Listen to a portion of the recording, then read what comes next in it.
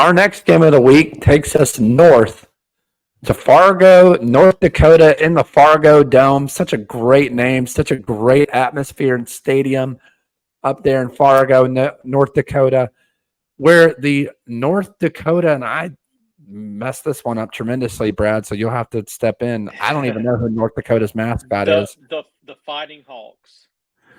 Where the North Dakota Fighting Hawks go on the road to take on the North Dakota State Bison. 3:30 kickoff on ESPN Plus. What a shame, ESPN Plus. This should be prime time ESPNU at the very least. But nonetheless, both of these programs come in fighting for state rights and for a chance at the FCS playoffs. Both enter this contest at 4-1, and their previous games, North Dakota State slapped one on Illinois State. I believe that's who they played. And then North Dakota put up, I think, over 70 points in their last game, which is just insane. We're going to give some love to the FCS fan bases out there this year, and this is our first game to start. Brad, I'll turn it over to you. Again, not a lot of information on this game on the web. We don't even have a spread unless you somehow found one. But who comes out on top in this North Dakota rivalry? Yes, absolutely. So excited for this one, and just shout out to all our FCS fans.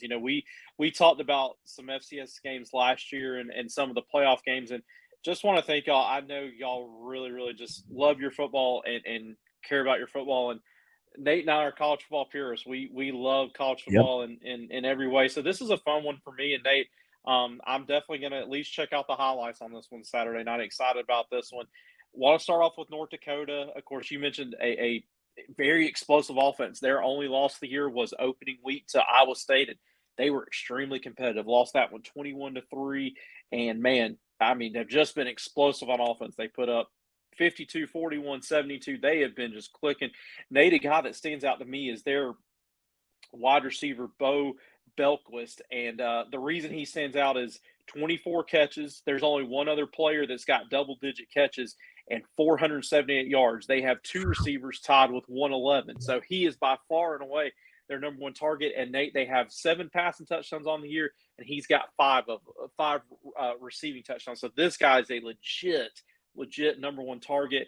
And just to go along with that, they've got 3 running backs with at least 249 yards, and those 3 guys have accounted for 11 rushing touchdowns. So North Dakota, the Fighting Hawks, have got playmakers all over the field.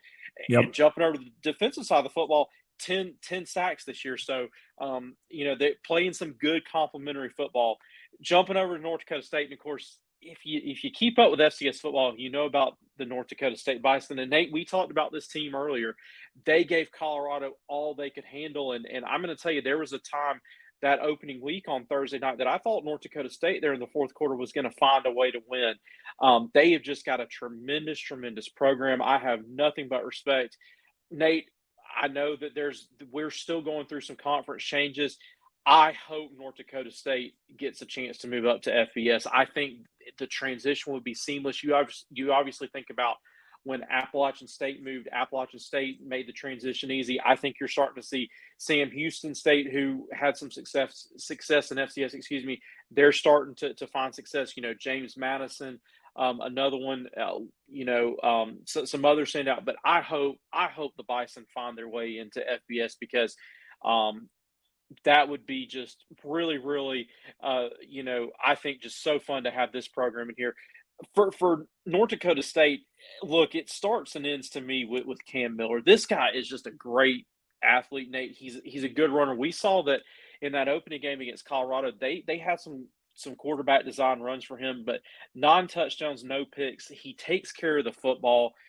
He's got some weapons. Shamar Brown, their freshman running back, he is really, he's had a good year already. He's got 5 touchdowns, over 300 yards. And Nate, I think North Dakota State to me just plays a little bit better complementary football right now than North Dakota does. And Nate, another thing that stands out to me, both these teams I talked about with North Dakota, but North Dakota State, they know how to get after quarterback. They have 11 sacks from this point. So we don't know the spread on this one. Couldn't find any information. I think it's going to be a close one, but I think the fact that this one is in the Fargo Dome, it's going to be a tremendous atmosphere. I'm going to take the Bison in a close one. Yeah, Brad, you bring up a lot of great points, and you talk about North Dakota and the Fighting Hawks, and you talk about North Dakota State Bison. We like to talk about FCS games every year. This is a game that should be on everyone's radar. An in-state matchup in the Fargo Dome. It's a fantastic atmosphere, beautiful, beautiful country land out there in North Dakota. And to your point, Brad, we've seen so many teams transition into the Division One FBS level from FCS pretty smoothly. And we talked about James Madison, you know, not getting a bowl bid. They got to change those rules in the NCAA. Maybe that prevents some of these teams from coming up. But earlier today, we just saw Gonzaga announce their arrival in Pac-12, and I think if they're capable of doing it, I think North Dakota State, in their own right, can make that jump too. Maybe even a team like North Dakota as well. I want to pinpoint on a couple of things. Number one, both of these teams play really good defense. I mean, they held Colorado to 31 points, which I know is not great in a lot of college football eyes, but to me, that's really good. And then you look at North Dakota, they held, even though they lost 21-3 to Iowa State, they held Iowa State to 21 points. They've given up 24 against Montana, 28 against Idaho State, and 24 against University, I believe that's South Dakota. They've given up more points against FCS competition than they did against a Big 12 Power 4 team. So I think you got to give a lot of credit to both of these teams. I also want to mention wide receiver for the North Dakota State Bison, Bryce Lance, that's right, the younger brother of Trey Lance, who is very familiar with the North Dakota State program and legacy. Did some phenomenal jobs. And you mentioned Cam Miller at quarterback now for the North Dakota State Bison.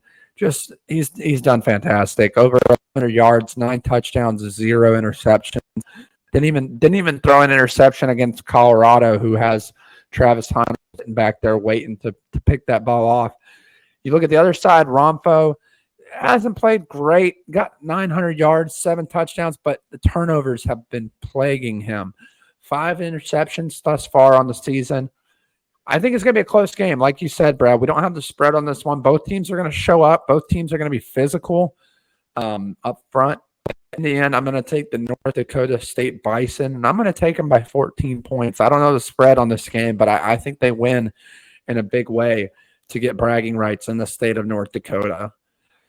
If you're a fan of either of these teams or FCS in general, let us know down in the comments who you think is going to come out on top in the Fargo Dome on Saturday.